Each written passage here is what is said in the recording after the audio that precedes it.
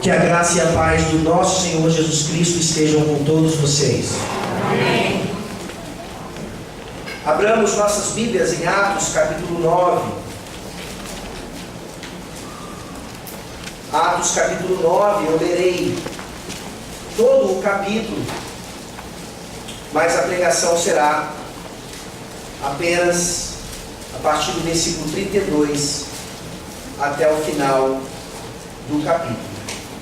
Atos capítulo 9, a leitura é de todo o capítulo, mas o sermão apenas da parte final, um texto geralmente esquecido, porque está exatamente entre a grande conversão de Saulo e o que acontece em Atos capítulo 10, na vida de Cornélio, o centurião da corte italiana. Atos 9, a partir do versículo 1, prestando bastante atenção, principalmente dos versículos 32 a 43. Essa de fato é a palavra da salvação. Saulo, respirando ainda ameaças e morte contra os discípulos do Senhor, dirigiu-se ao sumo sacerdote e lhe pediu cartas para as sinagogas de Damasco, a fim de que, caso achasse alguns que eram no caminho, assim homens como mulheres, os levasse presos para Jerusalém. Seguindo ele estrada fora, ao aproximar-se de Damasco, subitamente uma luz do céu brilhou ao seu redor. E caindo por terra, ouviu uma voz que lhe dizia: Saulo, Saulo, por que me persegues? Ele perguntou: Quem és tu, Senhor? E a resposta foi: Eu sou Jesus, a quem tu persegues. Mas levanta-te e entra na cidade, onde te dirão o que te convém fazer. Os seus companheiros de viagem pararam emudecidos, ouvindo a voz, não vendo contudo ninguém. Então se levantou Saulo da terra, e abrindo os olhos, nada podia ver. E guiando-o pela mão, levaram-no para Damasco. Esteve 3 dias sem ver, durante os quais nada comeu, nem bebeu. Ora, havia em Damasco um discípulo chamado Ananias. Disse-lhe o Senhor numa visão: Ananias. Ao que respondeu: Eis-me aqui, Senhor. Então o Senhor lhe ordenou: Dispõe-te e vai à rua que se chama Direita, e na casa de Judas procura por Saulo, apelidado de Tarso, pois ele está orando. E viu entrar um homem chamado Ananias e impor-lhe as mãos para que recuperasse a vista. Ananias, porém, respondeu: Senhor, de muitos tenho ouvido a respeito desse homem, quantos males tem feito aos teus santos em Jerusalém. E para aqui trouxe autorização dos principais sacerdotes para prender a todos os que invocam o teu nome. Mas o Senhor lhe disse: Vai, porque este é para mim um instrumento escolhido, para levar o meu nome perante os gentios e reis, bem como perante os filhos de Israel. Pois eu lhe mostrarei quanto lhe importa sofrer pelo meu nome. Então Ananias foi, e entrando na casa, impôs sobre ele as mãos, dizendo: Saulo, irmão, o Senhor me enviou a saber, o próprio Jesus que te apareceu no caminho por onde vinhas, para que recuperes a vista e fiques cheio do Espírito Santo. E imediatamente lhe caíram dos olhos como que umas escamas, e tornou a ver. A seguir, levantou-se e foi batizado. E depois de ter se alimentado, sentiu-se fortalecido. Então permaneceu em Damasco alguns dias com os discípulos. E logo pregava nas sinagogas a Jesus, afirmando que este é o Filho de Deus. Ora, todos que o ouviam estavam atônitos e diziam: Não é este o que exterminava em Jerusalém os que invocavam o nome de Jesus? E para aqui veio precisamente com o fim de os levar amarrados aos principais sacerdotes? Saulo, porém, mais e mais se fortalecia e confundia os judeus que moravam em Damasco, demonstrando que Jesus é o Cristo. Decorridos muitos dias, os judeus deliberaram entre si tirar-lhe a vida. Porém, o plano deles chegou ao conhecimento de Saulo. Dia e noite guardavam também as portas para o matarem. Mas os seus discípulos tomaram-no de noite e, colocando-o num cesto, desceram-no pela muralha. Tendo chegado a Jerusalém, procurou juntar-se com os discípulos. Todos, porém, o temiam, não acreditando que ele fosse discípulo. Mas Barnabé, tomando-o consigo, levou-o aos apóstolos e contou-lhes como ele vira o Senhor no caminho e que este lhe falara, e como em Damasco pregara ousadamente em nome de Jesus. Estava com eles em Jerusalém, entrando e saindo, pregando ousadamente em nome do Senhor. Falava e discutia com os helenistas, mas eles procuravam tirar-lhe a vida. Tendo, porém, isto chegado ao conhecimento dos irmãos, levaram-no até Cesareia e dali o enviaram para Tarso. A igreja, na verdade, tinha paz por toda a Judéia, Galiléia e Samaria, edificando-se e caminhando no temor do Senhor, e no conforto do Espírito Santo crescia em número. Passando Pedro por toda a parte, desceu também aos santos que habitavam em Lida. Encontrou ali certo homem chamado Enéas, que havia 8 anos jazia de cama, pois era paralítico. Disse-lhe Pedro: Enéas, Jesus Cristo te cura, levanta-te e arruma o teu leito. Ele imediatamente se levantou. Viram todos os habitantes de Lida e Sarona, os quais se converteram ao Senhor. Havia em Jope uma discípula por nome Tabita, nome este que traduzido quer dizer Dorcas. Era ela notável pelas boas obras e esmolas que fazia. Ora, aconteceu naqueles dias que ela adoeceu e veio a morrer. E depois de a lavarem, puseram-na no cenáculo. Como Lida era perto de Jope, ouvindo os discípulos que Pedro estava ali, enviaram-lhe 2 homens que lhe pedissem: não demores em vir ter conosco. Pedro atendeu e foi com eles.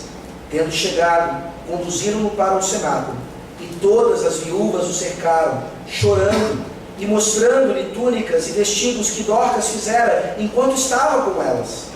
Mas Pedro, tendo feito sair a todos, pondo-se de joelhos, orou, e voltando-se para o corpo, disse: Tabita, levanta-te. Ela abriu os olhos e, vendo a Pedro, sentou-se. Ele, dando-lhe a mão, levantou-a e, chamando os santos, especialmente as viúvas, apresentou-a viva. Isso se tornou conhecido por toda Jope, e muitos creram no Senhor. Pedro ficou em Jope muitos dias, em casa de um curtidor chamado Simão. Amém. Amém. Vamos orar. Senhor nosso Deus, obrigado pelo teu poder, pela tua glória, a qual o Senhor não compartilha com absolutamente ninguém. Obrigado porque esse texto veio nos ensinar como a glória de Jesus Cristo continua sendo manifestada por meio do teu povo, por meio da igreja.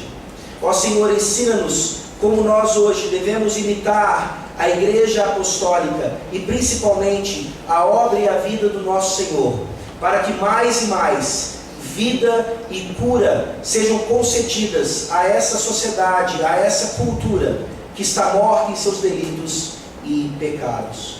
Nos ajuda a entender, ó Deus, que ali em Atos dos Apóstolos, naquele momento histórico, havia um mover especial do teu Santo Espírito, que já não acontece mais hoje. Mas isso não nos impede, ó Deus, de fazermos aquilo que o Senhor Jesus e que os apóstolos faziam, para a honra e glória de teu nome, para o engrandecimento do teu reino, e para que de fato haja salvação no meio da nossa sociedade. Que essa salvação esteja presente aqui hoje, ó Deus. O teu evangelho será pregado, o poder de Cristo manifestado, ele reinando sobre nós, enviando o teu Santo Espírito, ainda continua fazendo com que vivos mortos, ressuscitem e sejam também parte do teu povo, parte da tua aliança. É em nome de Jesus que nós oramos. Amém. Amém. Conversando certa vez com o pastor a respeito de questões acadêmicas, ele disse assim: a diferença entre um grande trabalho acadêmico e um plágio é uma nota de rodapé. O que ele quis dizer com isso? Ele quis dizer que na academia, quando você cita alguém, você precisa lembrar aquela pessoa que está lendo o seu trabalho que aquelas palavras não são suas, que aquelas palavras foram criadas ou escritas por outra pessoa e que estão servindo ali então para que você termine e alcance o seu objetivo específico naquele trabalho. Mas muitas vezes hoje nós vemos pessoas se apropriando das palavras ou de outros dons e talentos de outras pessoas e tentando receber a glória que pertence àquelas pessoas por esses trabalhos que não são dessas pessoas. Nós olhamos isso acontecendo inclusive dentro da igreja. Nós olhamos então para pastores e líderes hoje que tentam se vangloriar usando um suposto poder para enganar pessoas e para se tornarem célebres no seu meio. Nós poderíamos aqui falar apenas de pentecostais ou neopentecostais, mas isso tem acontecido até mesmo no meio reformado. Você olha, por exemplo, na internet ou em qualquer outro lugar e você percebe ali como o ministério de tal pastor é aquilo que as pessoas estão seguindo. Você vê as pessoas, então, muitas vezes, nem sequer fazendo mais parte de igrejas, como membresia da igreja visível, mas são seguidoras e discípulos daquele pastor, daquele líder, mesmo que ele seja reformado. E nesse sentido nós temos percebido que muitos pastores têm se encantado com essa ideia da fama e da celebridade. E mesmo que seja um poder real e genuíno, que muitas vezes não acontece nesses outros lugares, o poder, a glória, não são dos pastores. O poder, a palavra, tudo aquilo que é de ministério de fato, pertence somente a Jesus Cristo. E é isso que nós vemos aqui, nesse texto maravilhoso, quando Pedro manifesta em sua vida e na vida de outros um poder maravilhoso e fantástico, mas que não pertencia a ele. Ele era um mero instrumento nas mãos do Redentor. E o que está acontecendo aqui segue exatamente aquilo que nós vimos em relação à conversão de Saulo, que foi fantástica, a imediata atuação de Saulo no que dizia respeito a exaltar a Cristo, mesmo que isso significasse perseguição e ameaças de morte. E o versículo 31 nos dá um resumo do que estava acontecendo até esse momento na igreja que nós chamamos da era primitiva, da era apostólica. Apesar das perseguições, ou até mesmo por causa delas, o versículo 31 diz: a igreja, na verdade, tinha paz por toda a Judéia, Galiléia e Samaria, edificando-se e caminhando no temor do Senhor, e no conforto do Espírito Santo crescia em número. Então vejam aqui a sequência de Atos. Começa falando ali sobre os apóstolos, foca um pouquinho mais em Pedro e alguns outros, depois volta-se para Estevão e Filipe, e agora temos a conversão de Saulo, que a partir do capítulo 11 se torna então a personagem principal dessa narrativa, mas enquanto isso não acontece, o finalzinho do capítulo 9 e principalmente o capítulo 10 ainda enfatizam o apóstolo Pedro. O apóstolo Pedro, que não estava indo apenas para os judeus, mas agora começa a manifestar aquilo que Atos dos Apóstolos vai começar a enfatizar e cumprir aquilo que a grande comissão determinou: ir por todo o mundo pregando o evangelho do Senhor Jesus Cristo, discipulando e batizando em nome do Pai, do Filho e do Espírito. Sim, Saulo, transformado em Paulo, vai ser o grande apóstolo dos gentios, mas Pedro aqui já manifesta na vida dele, no ministério dele, aquilo que Cristo havia determinado, não apenas para as ovelhas perdidas da casa de Israel, mas também para todos aqueles que seriam chamados como filhos de Abraão pela fé. Nessa noite, então, a partir do versículo 32 do capítulo 9 de Atos, nós vemos como Jesus, Ele mesmo, continua expandindo a sua igreja, atuando por meio dela, da mesma forma que atuou na encarnação. Não há nada de diferente. A única diferença agora é que Ele está ressurreto, Ele subiu aos céus, está sentado à destra do Pai, reinando e governando todas as coisas. Mas a forma como Ele governa, a forma como Ele expande o reino, é exatamente igual como Ele fez enquanto esteve no nosso meio encarnado. E nós continuamos essa obra. Não era uma obra meramente apostólica ou para aquele tempo. Nós veremos que há diferenças, mas nós continuamos isso. Nós somos aqueles que aprendem com os apóstolos e que continuamos então aquilo que o Senhor Jesus Cristo começou no seu próprio ministério. Então vejam a primeira coisa aqui acontecendo na expansão do reino e na edificação da igreja. Primeiro, Jesus continua curando pessoas. Versículos 32 a 35. Leamos mais uma vez. Versículos 32 a 35. Jesus, o próprio Senhor Jesus, continua curando pessoas. Passando Pedro por toda parte, desceu também aos santos que habitavam em Lida. Encontrou ali certo homem, chamado Enéas, que havia 8 anos jazia de cama, pois era paralítico. Disse-lhe Pedro: Enéas, Jesus Cristo te cura. Levanta-te e arruma o teu leito. Ele imediatamente se levantou. Viram todos os habitantes de Lida e Sarona, os quais se converteram ao Senhor. Como é que Jesus continua manifestando o seu poder e a sua glória agora, por meio de Pedro e também por nós, que continuamos o seu trabalho? Nós vemos aqui claramente, então, uma transição daquilo que aconteceu com Saulo e uma volta para o que está acontecendo no ministério de Pedro, enquanto um dos apóstolos principais naquele momento. Nós já tínhamos visto isso acontecendo lá em Atos capítulo 8. Vocês se lembram como Filipe sai, enquanto evangelista, prega em Samaria, realiza sinais e prodígios lá, existe um avivamento, e logo em seguida, Pedro e outro apóstolo vão para Samaria para confirmar então que a palavra do evangelho pregada ali de fato foi verdadeira e real. Além dos sinais e prodígios que Filipe mesmo realizava para testificar e autenticar aquela palavra, agora o selo apostólico estava ali também, quando eles impunham as mãos e as pessoas recebiam os dons extraordinários do Espírito Santo. Então essa era uma das funções pastorais dos apóstolos. Eles saíam pela região ali da Judéia, da Galiléia e da Samaria, e eles iam conferindo, eles iam confirmando que as igrejas plantadas eram de fato igrejas do Senhor Jesus Cristo. Pedro está realizando aqui então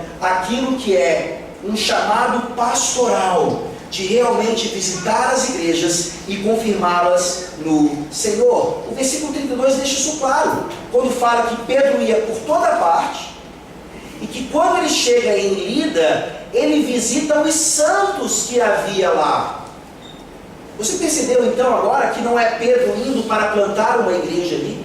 Não é Pedro indo para pregar o evangelho pela primeira vez? Alguém já havia passado por ali e já havia santos naquele lugar. Percebam que Lucas aqui, como escritor de Atos, ele não está interessado em nos dar a ordem cronológica exatamente das coisas, todos os detalhes. Mas nós podemos entender, há uma pista, um pouquinho antes aí no capítulo 8 de Atos, por favor, dê uma olhada no versículo 40. Provavelmente aqui, esses santos em Lida e aqueles discípulos em Jope foram frutos da evangelização de Filipe. Atos capítulo 8, versículo 40 diz assim: Mas Filipe veio a achar-se em Azoto, e passando além, evangelizava todas as cidades até chegar a Cesareia. E quando você dá uma olhada no mapa onde estava Lida, onde estava Jope, você vê que elas estão ali muito próximas de Cesareia. Você vê que elas estão exatamente entre Jerusalém e entre Cesareia. Então a probabilidade muito grande de, depois de Filipe ter evangelizado o eunuco, ele é teletransportado pelo Espírito Santo para Azoto, e ali ele faz aquela obra maravilhosa. E o que ele havia realizado em Samaria acontece também nessas cidades, e muitos acabam se convertendo ao Senhor. As igrejas são estabelecidas ali, e como Pedro foi a Samaria, ele está indo agora a essas cidades para confirmar ali aquilo que Filipe já começara. E não é por coincidência, meus irmãos, quando nós olhamos para esse mapa também geográfico do que está sendo estabelecido, nós percebemos que a atual Síria hoje, que sofre tanto e está nos noticiários, está exatamente naquela região. E nós percebemos como o Evangelho da Graça continua sendo exatamente aquilo que não só a Síria, mas todas as nações sem Cristo precisam para serem libertadas desse jugo de Satanás. Ora, a palavra de Deus chama os crentes de Lida de santos. Isso é uma boa lembrança para nós. Nós que estamos num contexto católico romano no Brasil, precisamos nos lembrar que santos são todos aqueles que de fato foram regenerados pelo sangue do Cordeiro, que já receberam o Espírito Santo e que por isso tem toda a esperança de restauração e ressurreição no grande dia final. Santos não são aqueles que são canonizados por terem realizado algum milagre ou terem supostamente vivido sem pecado. Isso certamente não é uma doutrina que flui das Escrituras, mas nos lembra então da nossa responsabilidade. Você sabe que você é santo? Glória a Deus por isso. A pergunta é se você tem vivido como um santo, se você tem vivido como uma santa. Como está o processo de santificação na sua vida? E o que nós vemos aqui, tanto em Enéas quanto em Dorcas, manifestam muito essa questão da santidade do povo de Deus, principalmente no serviço aplicado a essas situações. Pedro vai então a Lida para checar como estava aquela igreja. E ele encontra então ali um homem chamado Enéas, que era paralítico e jazia de cama há 8 anos já. Imaginem a situação desse homem. Quanto sofrimento! Nós não sabemos, os comentaristas não conseguem dizer ao certo se esse homem já era um santo ou se ele estava ali recebendo os cuidados da igreja nesse sentido. Mas percebam que Pedro, em primeiro lugar, não fora para ali para realizar supostamente um show de cura. Nós olhamos para falsas igrejas realizando essas coisas hoje, para o seu próprio bem-estar, para a glorificação de seus líderes e tantos outros objetivos escusos, e nós não vemos nada disso nas Escrituras Sagradas, muito pelo contrário. Nós vemos Pedro aqui realizando aquilo que era algo especificamente deixado ou transmitido aos apóstolos. Apenas os apóstolos e os seus evangelistas eram capazes de realizar uma cura como essa. E é por isso então, para demonstrar a glória, o poder e o amor de Jesus Cristo àquele homem e àquela comunidade, no versículo 34, Pedro diz: Enéas, Jesus Cristo te cura, levanta-te e arruma o teu leito. Ele imediatamente se levantou. Pedro não queria a glória para si, muito pelo contrário. Pedro não estava plagiando Jesus Cristo, sabendo que ele mesmo podia fazer aquilo ali e agora começar um ministério petrino. Ele fala: Jesus Cristo te cura. Nas nossas vidas, meus irmãos, em serviços ao próximo ou em qualquer atividade, nós precisamos saber que as palavras de João Batista devem ser a nossa motivação, que ele cresça e que eu diminua. Esse é o ministério cristão, esse é o ministério de cada santo, em menor ou em maior grau, dependendo da sua vocação, daquilo que Deus te chamou para fazer. Nós exaltamos a Cristo, o ministério é dele, o poder e a glória são deles. Nós não precisamos inventar qualquer coisa, nós não precisamos tomar aquilo que não é nosso e fingir que é nosso, com objetivos que na verdade são frutos de pecado e de materialismo ou outras coisas assim. Nós precisamos olhar simplesmente para o que Cristo fez e como Ele fez e agirmos de forma idêntica. Sermos imitadores de Cristo, como Paulo foi, como Pedro foi. Não é por acaso que esse milagre está acontecendo exatamente como ele aconteceu. Por favor, abra sua Bíblia em Marcos capítulo 2. Nós vemos em Marcos capítulo 2 e veremos depois em Marcos capítulo 5 que Pedro está fazendo exatamente aquilo que o Senhor Jesus havia feito.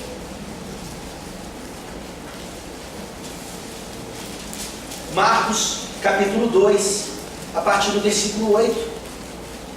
Pedro estava ali. Pedro viu aquele milagre acontecendo. E assim nós lemos: e Jesus, percebendo logo por seu espírito que eles assim arrazoavam, disse-lhes: por que arrazoais sobre estas coisas em vosso coração? Qual é mais fácil, dizer ao paralítico: estão perdoados os teus pecados, ou dizer: levanta-te, toma o teu leito e anda?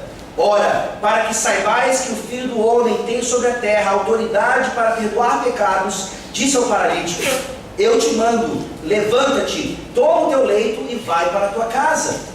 Então ele se levantou e no mesmo instante, tomando o leito, retirou-se à vista de todos, a ponto de se admirarem todos e darem glória a Deus, dizendo: jamais vimos coisas assim.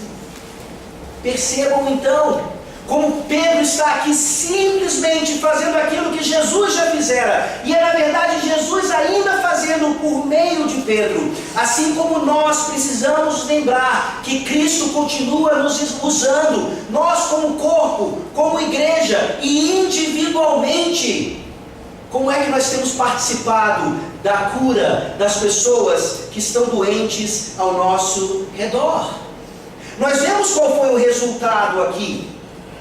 Pedro faz aquela cura e no versículo 35, lá de Atos capítulo 9, nós lemos: viram-no todos os habitantes de Lida e Sarona, os quais se converteram ao Senhor.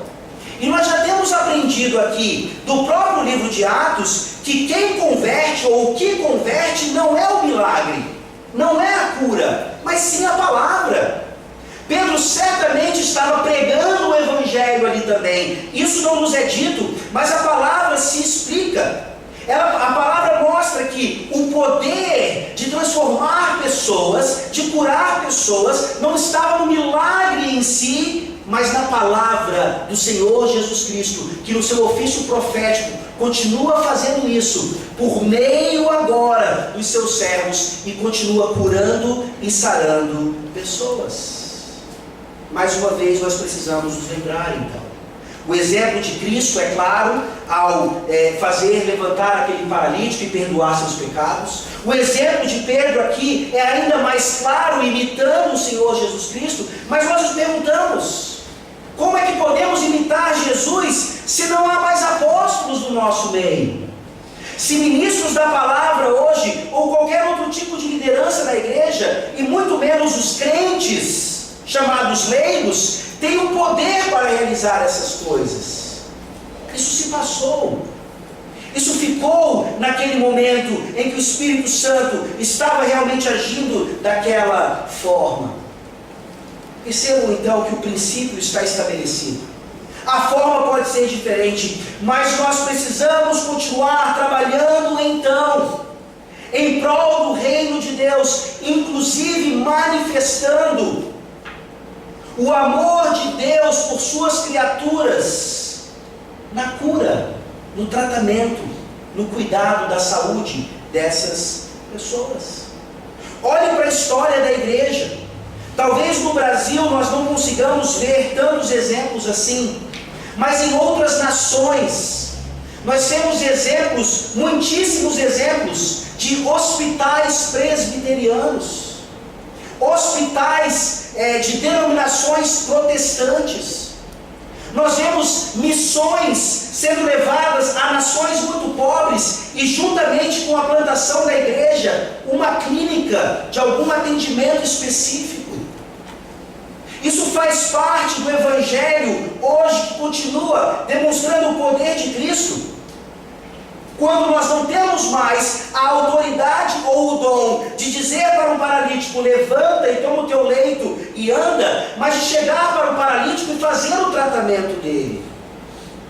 De abrir as nossas casas para serem locais onde pessoas vão ser tratadas de seus problemas de saúde. Temos ministérios que claramente investem na compra, por exemplo, de remédios para pessoas mais necessitadas. Nós vemos, obviamente, aqui aquilo que a palavra sempre deixou clara, vai deixar clara para Paulo e para Barnabé quando eles vão para as viagens missionárias, e os líderes dizem para eles: não se esqueçam dos pobres. Não se esqueçam dos necessitados. Vocês têm olhado para as imagens na televisão daquele ataque químico lá na Síria?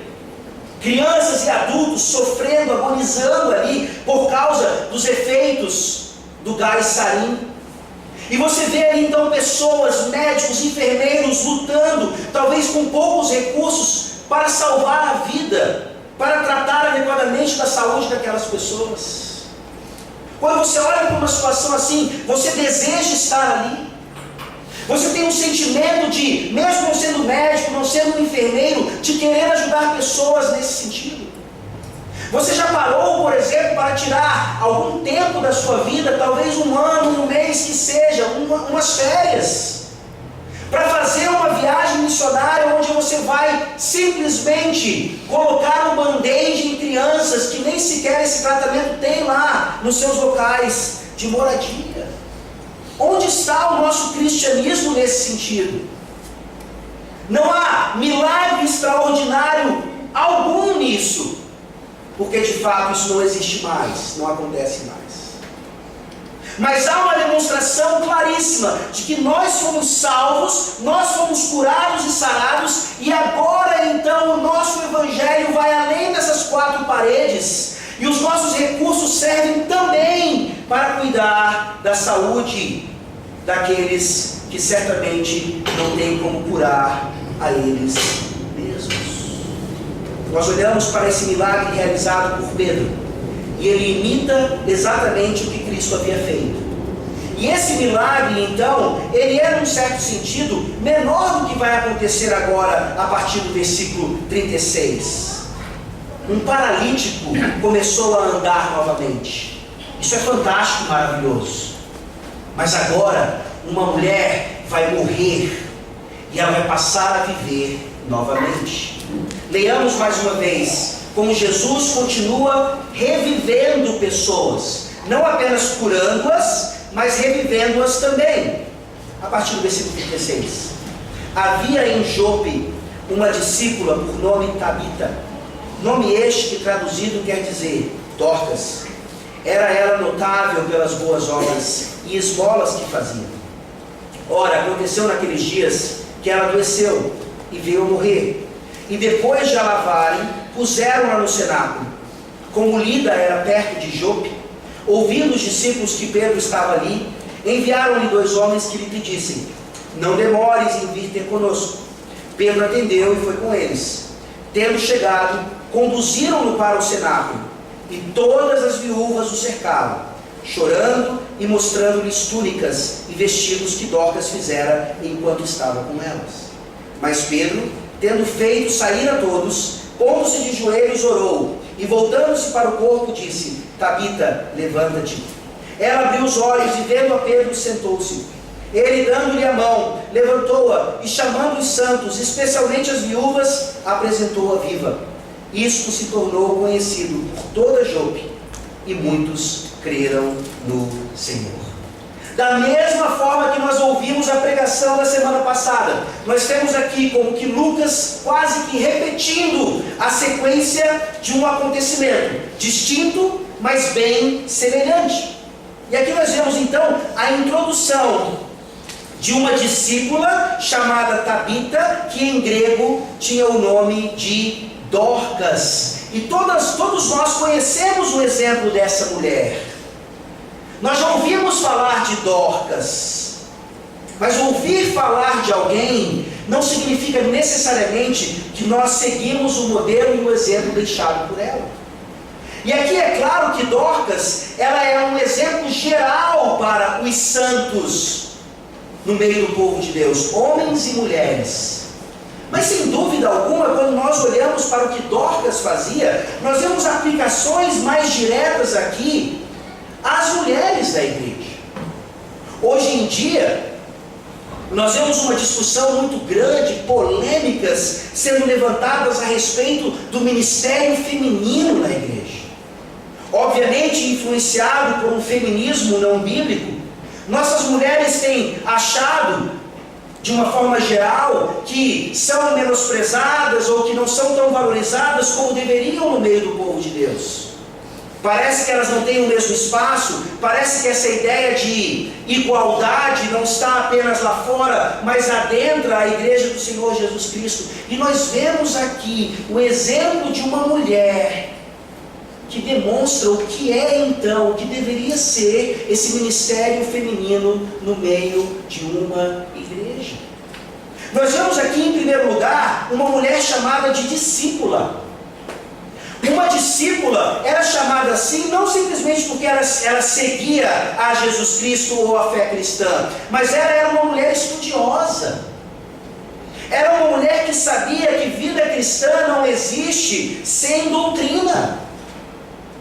Vejam que aqui há um equilíbrio perfeito na vida de Dorcas. Ela estudava e estudava muito. Ela se debruçava sobre aquilo que nós chamamos de teologia.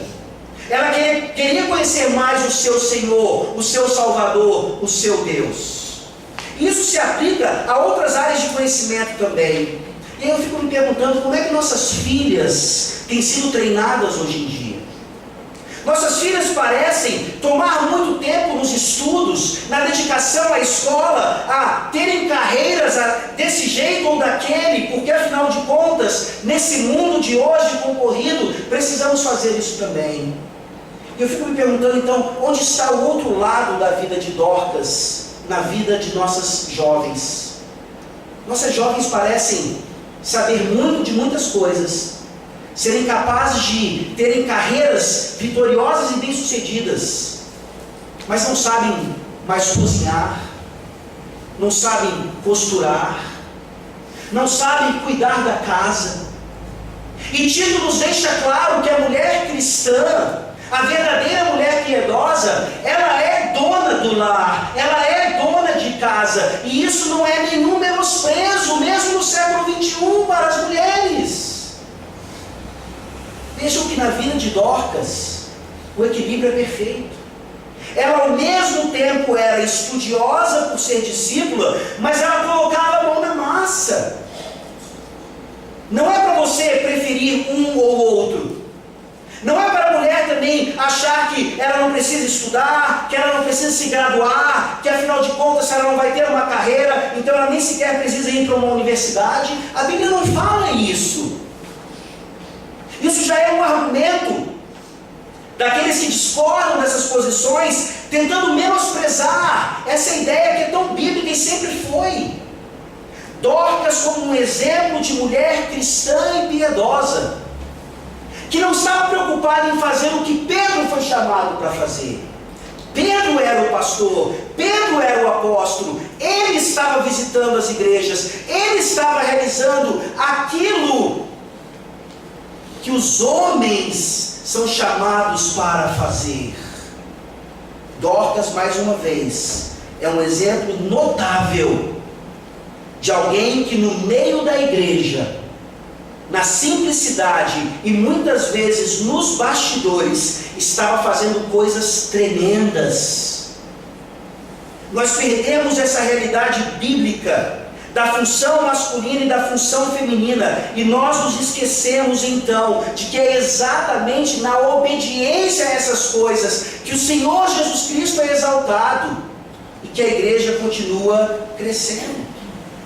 Ora, como eu falei, Dorcas é um exemplo aqui, não apenas para as mulheres, mas para os homens também. Ela era notável pelas boas obras e esmolas que fazia. Isso todos os crentes são chamados para fazer. E eu queria ler para vocês aqui da nossa confissão de fé, do capítulo 16, a segunda sessão, como nós pouco valorizamos aquilo que Deus chama de boas obras.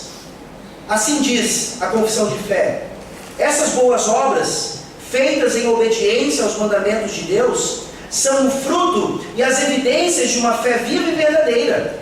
Por elas, os crentes manifestam a sua gratidão, robustecem a sua confiança, edificam os seus irmãos, adornam a profissão do Evangelho, tapam a boca dos adversários e glorificam a Deus, de quem são feitura, criados em Jesus Cristo, para isso mesmo, a fim de que, tendo seu fruto em santificação, tenham no fim a vida eterna. Como vai a sua vida de boas obras?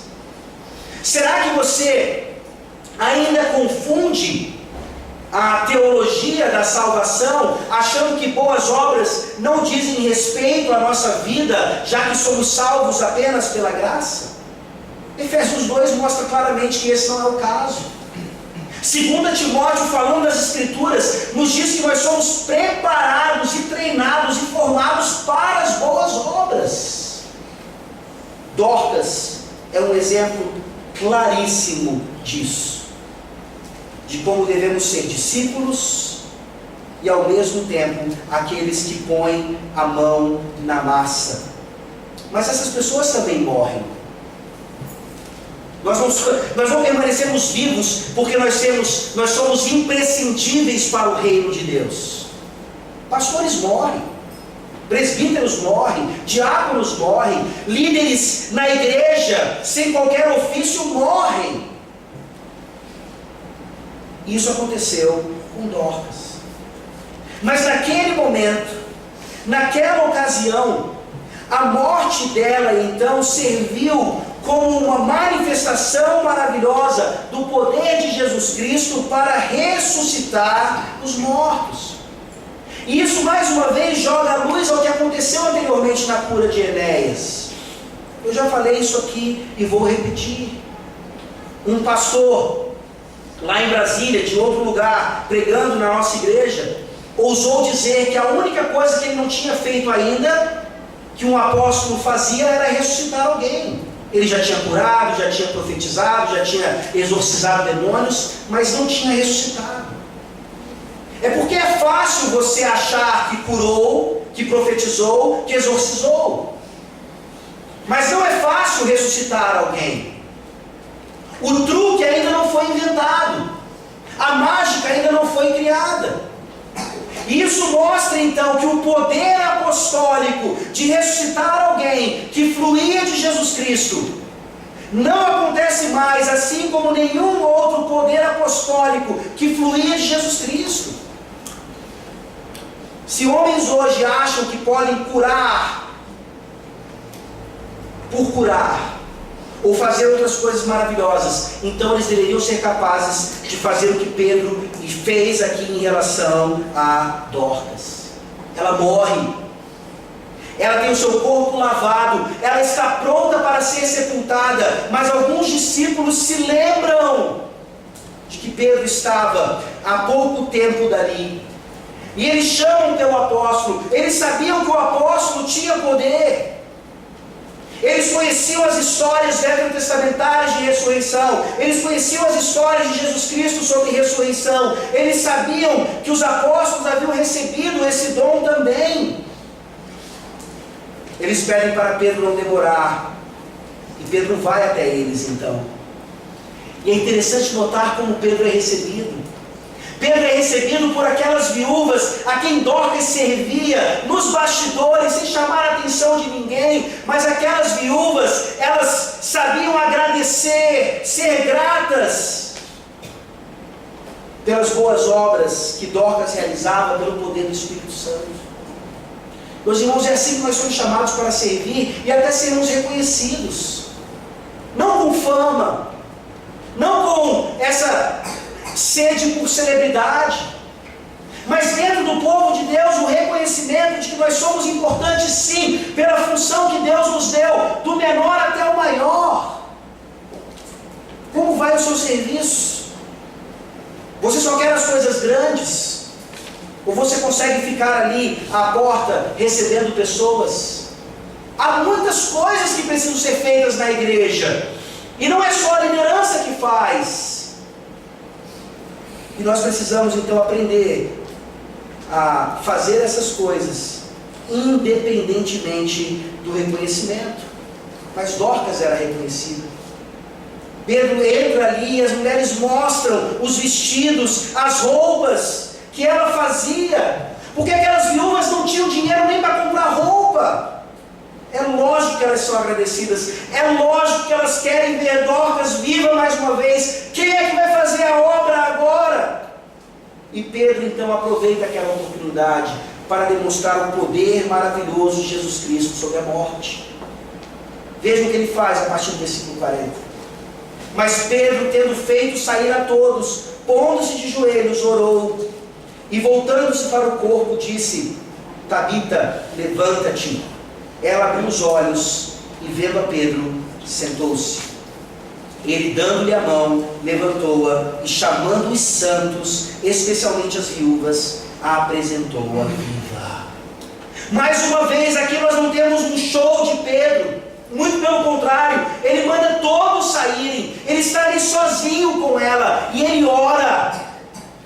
Ele ora porque ele sabia que o poder para ressuscitar um morto não vinha dele, mas vinha daquele que disse: eu sou a ressurreição e a vida. E Pedro está fazendo aqui exatamente o que ele aprendera com o próprio mestre.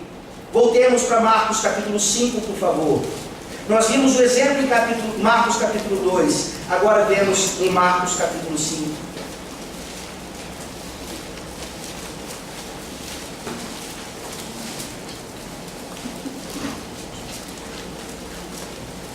Marcos 5, a partir do versículo 35. Falava ele ainda, quando chegaram alguns da casa do chefe da sinagoga, a quem disseram: tua filha já morreu, por que ainda incomodas o mestre? Mas Jesus, sem acudir a tais palavras, disse ao chefe da sinagoga: não temas, crê somente. Contudo, não permitiu que alguém o acompanhasse, senão Pedro e os irmãos Tiago e João. Chegando à casa do chefe da sinagoga, viu Jesus o alvoroço, os que choravam e os que pranteavam muito. Ao entrar, lhes disse: por que estáis em alvoroço e chorais? A criança não está morta, mas dorme. E riam-se dele. Tendo ele, porém, mandado sair a todos, tomou o pai e a mãe da criança e os que vieram com ele, e entrou onde ela estava. Tomando-a pela mão, disse: Talitá cumi, que quer dizer: menina, eu te mando, levanta-te. Imediatamente a menina se levantou e pôs-se a andar, pois tinha 12 anos. Então ficaram todos sobremaneira admirados.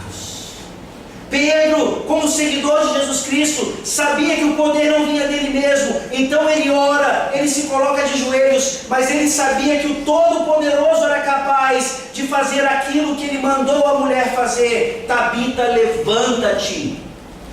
E aqui, de forma diferente, ele não fala Tabita cum, ele fala Tabita anastete, em grego, que é a mesma raiz da palavra anastasis, que quer dizer ressurreição. Pedro disse para aquela mulher: levanta-te, ressurja.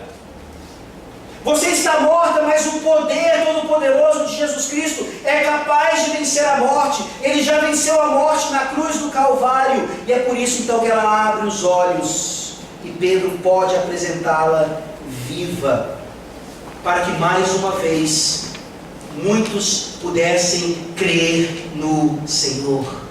Não foi a ressurreição de Dorcas, não foi a cura de Enéas, mas a palavra viva do Senhor, que continua então salvando pessoas e convertendo pessoas. E é isso que nos cabe. Nós não temos poder de curar ninguém, nós não temos poder de ressuscitar ninguém, mas na nossa boca está uma palavra que é viva e poderosa, e continua então sendo usada por Cristo para fazer pessoas ressurgirem. Nós vivemos no meio de mortos-vivos. Nós vivemos o nosso próprio Walking Dead, no meio de zumbis, pessoas que não têm Cristo, mas que estão zanzando por aí, andando por aí, como ovelhas sem pastor.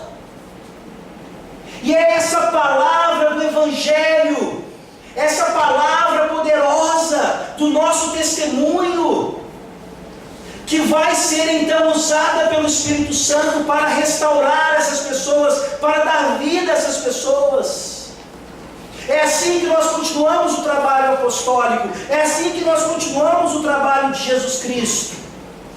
Continuamos professando a fé que nos salvou, pedindo a Deus que o Espírito Santo salve essas pessoas como Ele nos salvou, lutando pela vida, como o apóstolo aqui demonstra. a restauração da vida daquela mulher. O quanto nós lutamos pela vida, o quanto nós estamos envolvidos, por exemplo, com questões relacionadas a aborto.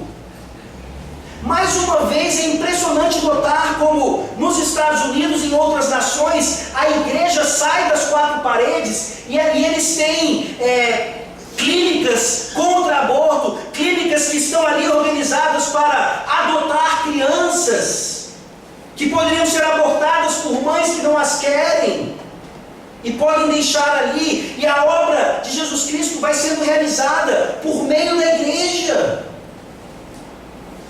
O quanto nós estamos dispostos, por exemplo, a adotar uma criança que poderia ser abortada porque ela foi fruto de uma menina jovem que foi estuprada por alguém. Isso é evangelho. Evangelho é nós assistirmos o que está acontecendo na Síria, e se não pudermos estar lá, imediatamente ajoelharmos e falar, não apenas pedir, Deus, que a terceira guerra mundial não comece, por favor, porque eu tenho muita coisa para fazer na minha vida ainda. Mas por favor, Deus, intercede por esse povo.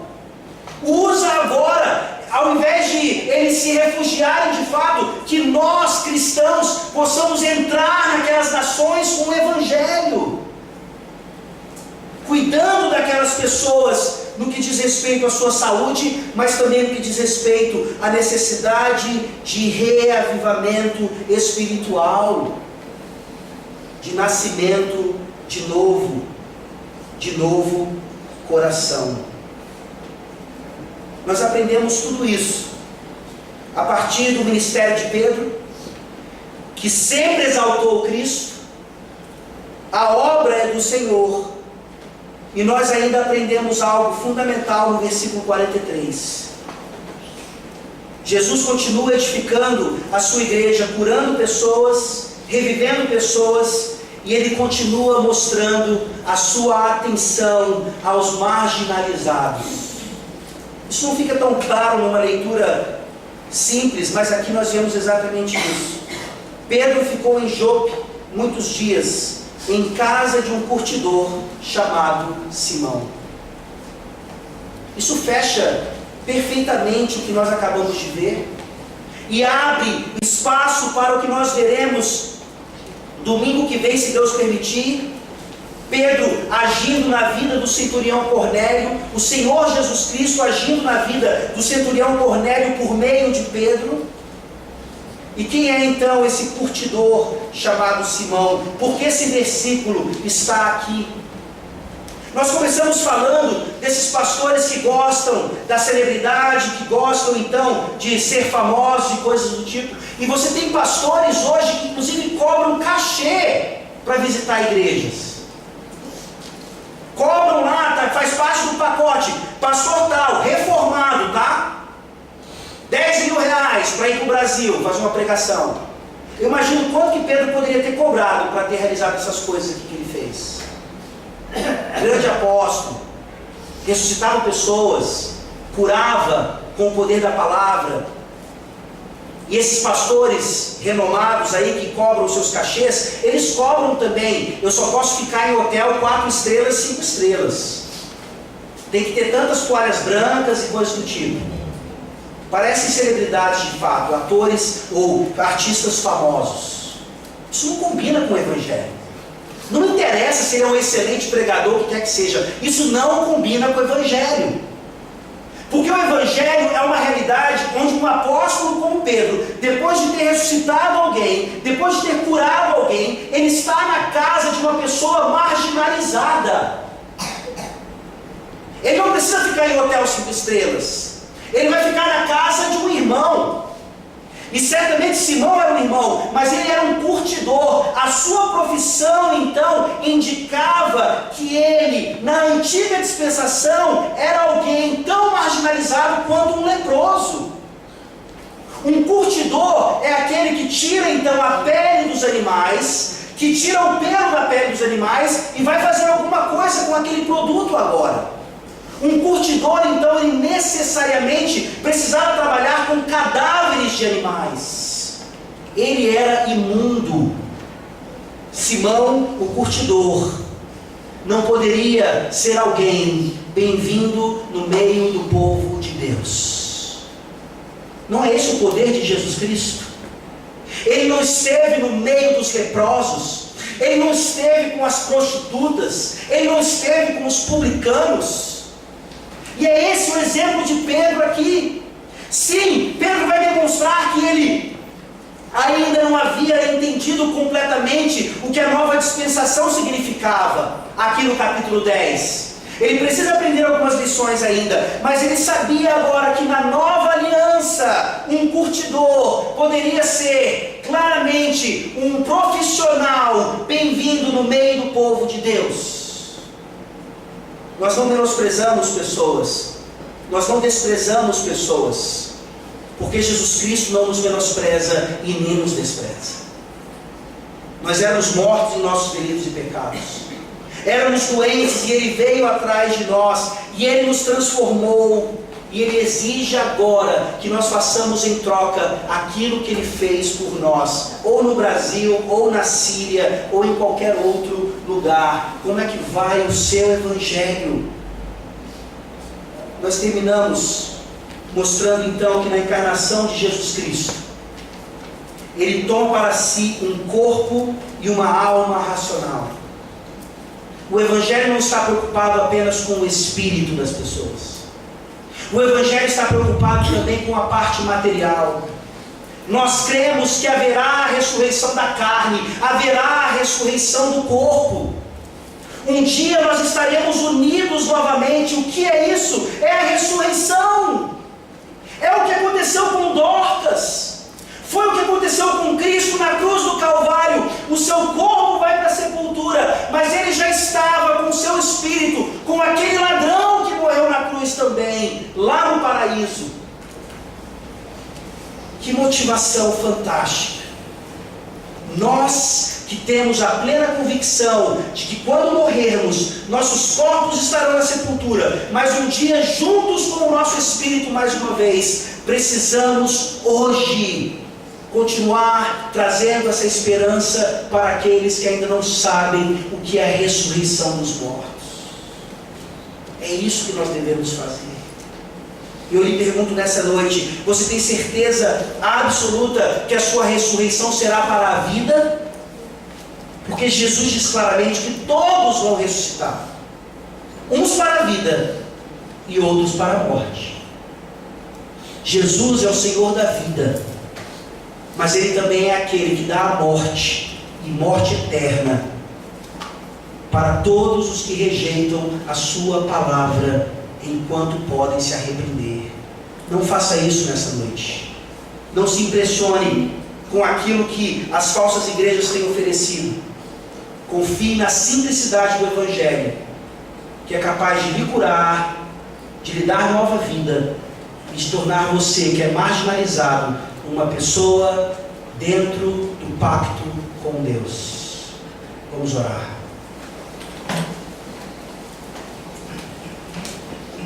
Senhor, obrigado pelo livro de Atos, obrigado pela fidelidade de Pedro em ter realizado aquilo que ele aprendeu com o Senhor Jesus Cristo. Obrigado pelo exemplo de Dorcas, ó Deus, que hoje seria para nós um modelo do que é uma verdadeira mulher piedosa no meio da igreja. Obrigado, Senhor, por tudo aquilo que o Senhor Jesus Cristo continua realizando no nosso meio. Queremos te pedir então, Senhor, que o Senhor reavive a nossa igreja, nos dê o privilégio de participarmos do verdadeiro Evangelho, puro e simples, das coisas menores até as maiores. Continua salvando aqueles que lhe pertencem, e continua fazendo com que esses salvos pela graça influenciem o mundo de tal forma que mais e mais pessoas venham confiar em Ti, por meio da Tua Santa Palavra. Em nome de Jesus, a ressurreição e a vida, é que nós oramos. Amém. Amém.